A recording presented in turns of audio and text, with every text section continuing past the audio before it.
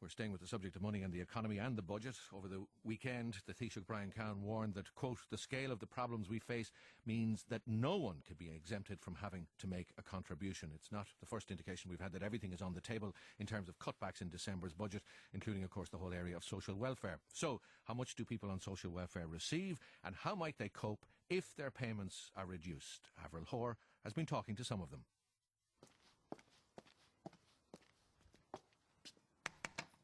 Hi, Caroline is a single parent of 2 boys. Her youngest son, who's 4, has learning difficulties. She was working up to a couple of years ago when she fell ill, so she relies on social welfare payments. And she says she has to keep a close eye on where every penny goes. Like even when if he's going out with his pals, Mum, can I have €2? Mum wouldn't have €2 to give to him, because that €2 would buy a sliced pan the next day or 2 litres of milk. That's how hard things are. And this is where it goes. I receive £2.54 lone parents allowance and £106 half-rate carers allowance for my younger son.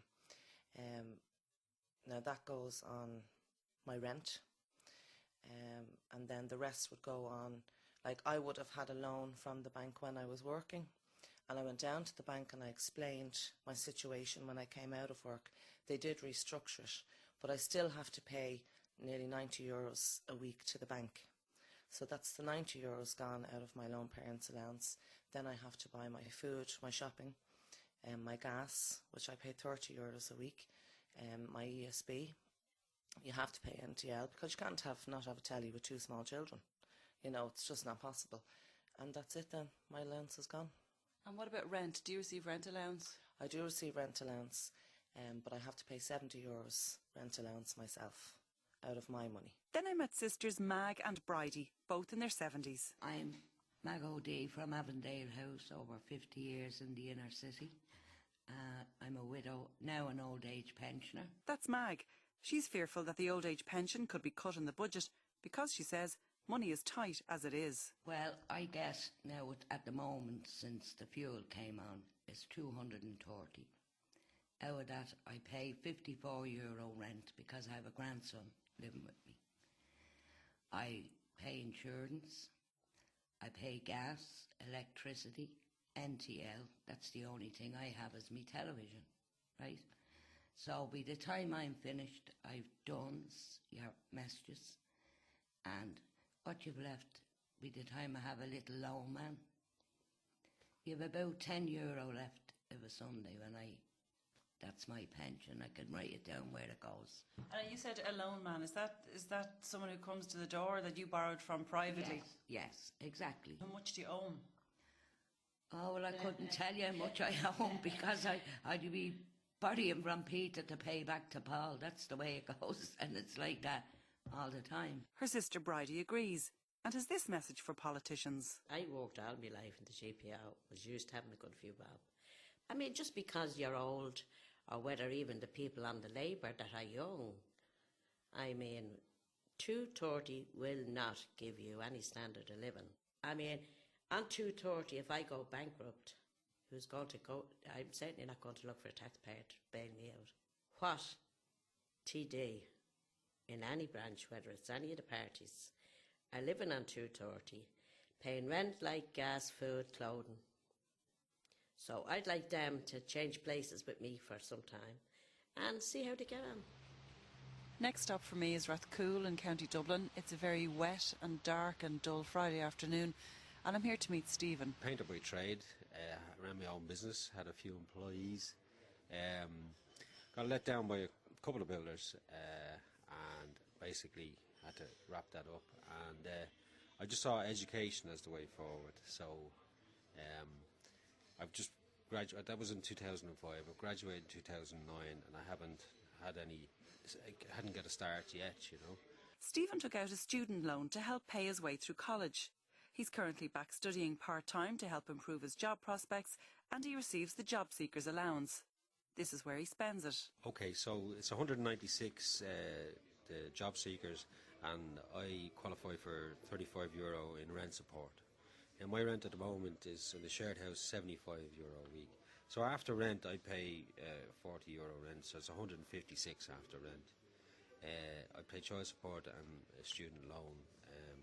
That's €50 between them, so 106. There's €40. That's two €20 shopping trips a week. That leaves you with 66. My bills is €25 a week, so you're left with €40 and a tenner on your phone credit, so you've €30. You're like, that's basically a fiver a day. If social welfare payments are cut in the upcoming budget, what will Caroline, Stephen, Mag and Bridie cut back on? Food. Yeah. You can't live in the dark. You can't live in the cold. Because at our age, I use a lot of heat. I definitely do.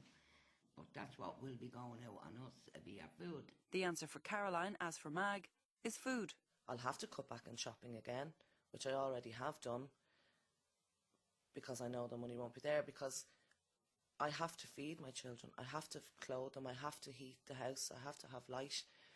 And because those costs aren't going down, I'm still going to have to pay the same amount for them, even though I'm not receiving the same amount. She says the hardest part of being in her current financial situation is having to say no to her children. But she says she hopes that eventually things will turn for the better. I take it for granted that we're all healthy per se. You know, we have our health, and I know there's other people out there in an awful lot worse situations. But some days you just feel like you're really just plodding along. You're not giving to your child what you would have hoped to give. You know, like when you have children, like when I had my two children, I didn't expect to be in this situation, but I am in this situation. So I just feel, well, you just have to get up and make the best of it for them. I can't lie down and die because they need me, you know. And I just hope that as well for my older son, that he realises as well that everything doesn't come handed on a plate.